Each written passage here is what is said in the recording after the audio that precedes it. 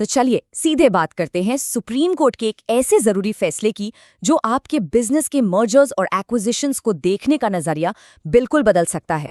सोचिए, आपकी कंपनी का मर्जर होता है, आपको बदले में नए शेयर्स मिलते हैं। सवाल ये है कि क्या उन शेयर्स की वैल्यू पर आपको आज ही टैक्स देना पड़ेगा? यही वो बड़ा सवाल है जिसका जवाब अब सुप्रीम कोर्ट ने दे दिया है। और फाइनल वर्डिक्ट है, हाँ, बिल्कुल हो सकता है। अमालगमेशन में मिले नए शेयर्स आपके बिजनेस इनकम माने जा सकते हैं और उन पर तुरंत टैक्स लग सकता है। लेकिन इस लेकिन पर ही सारा खेल टिका है। इसमें एक बहुत ही इंपॉर्टेंट कैच है। अच्छा, तो आखिर हम इस नतीजे तक पहुंचे कैसे? इसके लिए हमें उस केस की कहानी में जाना होगा जिसने इस पूरे कानून के लिए एक नई नींव रखी। तो हुआ ये कि जिंदल ग्रुप की कंपनीज और इनकम टैक्स डिपार्टमेंट आमने सामने आ गए। मामला था एक मर्जर का। जिंदल फेरो अलॉयज लिमिटेड मर्ज हो गई जिंदल स्ट्रिप्स लिमिटेड में। सब ठीक था, लेकिन ट्विस्ट तब आया जब टैक्स डिपार्टमेंट ने कहा, एक मिनट, आपके जो पुराने शेयर्स थे वो आपके लिए कैपिटल एसेट यानी लॉन्ग टर्म इन्वेस्टमेंट नहीं थे, वो तो स्टॉक इन ट्रेड थे, मतलब आप उनका बिजनेस करते थे। और जैसे ही उन्होंने ये कहा, उनका अगला दावा था कि नए शेयर्स मिलते ही आपको बिजनेस प्रॉफिट हुआ है और उस पर टैक्स तो अभी देना पड़ेगा। और इस ट्रांजैक्शन की बुनियाद क्या थी? बहुत सिंपल। जैसा कि आप देख रहे हैं, हर 100 पुराने शेयर्स के बदले में शेयर होल्डर्स को नई कंपनी के 45 शेयर्स दिए गए। Simple share swap, right? Well, it wasn't that simple. यहाँ से शुरू हुई एक ऐसी कानूनी कश्मकश जो हाईकोर्ट से होती हुई सीधे देश की सबसे बड़ी अदालत यानी सुप्रीम कोर्ट तक जा पहुंची। और इस लड़ाई की वजह थी कानून को समझने के दो बिल्कुल अलग नजरिए। देखिए, इस स्लाइड से पूरा मामला साफ हो जाता है।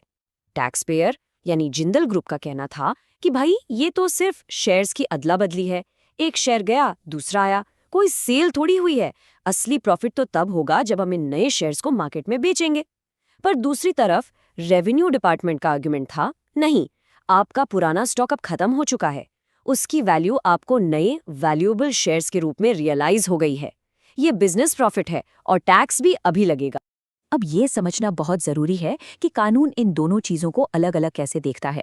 देखिए, अगर आपके शेयर्स कैपिटल एसेट्स हैं तो इनकम टैक्स एक्ट का सेक्शन 45 लगता है और अमेलगमेशन के केस में सेक्शन 4770 आपको टैक्स से बचा लेता है। लेकिन अगर आपके शेयर्स स्टॉक इन ट्रेड हैं तो उन पर होने वाला प्रॉफिट्स एंड गेन्स सेक्शन 28 के अंडर आता है, जिसके लिए अमेलगमेशन के केस में ऐसी कोई खास छूट है ही नहीं।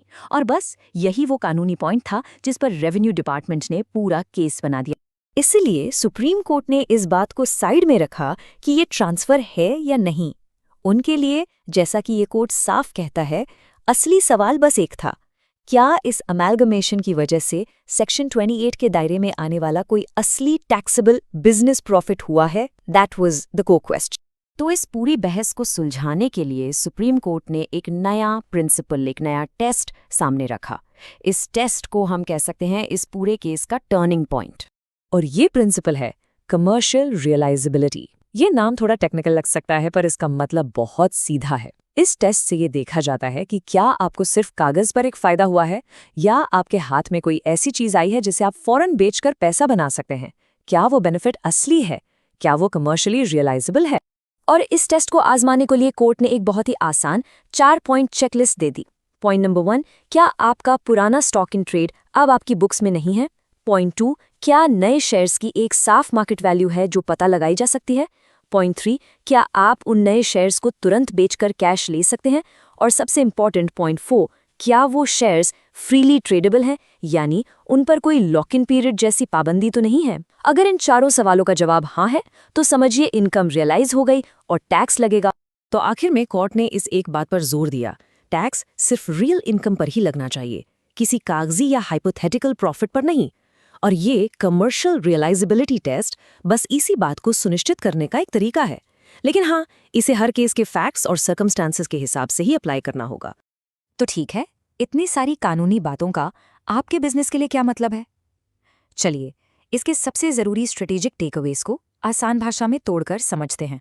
ये 4 पॉइंट्स आपके लिए सबसे ज़रूरी हैं। पहला, अब ये पहले से कहीं ज़्यादा ज़रूरी हो गया है कि आप अपने शेयर्स को कैपिटल एसेट क्लासिफाई करते हैं या स्टॉक इन ट्रेड। दूसरा, timing is everything. Tax merger की कोड डेट या अपॉइंटेड डेट पर नहीं, बल्कि जिस दिन आपको नए शेयर्स अलॉट होंगे उस दिन ट्रिगर होगा। तीसरा, ट्रेडेबिलिटी। अगर नए शेयर्स पर कोई लॉक इन पीरियड है तो हो सकता है कि वो कमर्शियली रियलाइजेबल ना माने जाएं और आपका टैक्स डिफर हो जाए। और चौथा, और ये बहुत इंपॉर्टेंट है, ये साबित करने का बोझ इनकम टैक्स डिपार्टमेंट पर है कि आपके शेयर्स कमर्शियली रियलाइजेबल हैं। तो सबका सार ये है, अब आप ये बिल्कुल नहीं मान सकते हैं कि मर्जर या अमेलगमेशन आपके ट्रेडिंग शेयर्स पर टैक्स से बचाव का कोई आसान रास्ता है। अब इस मामले में बिल्कुल साफ साफ निर्देश आ चुके हैं।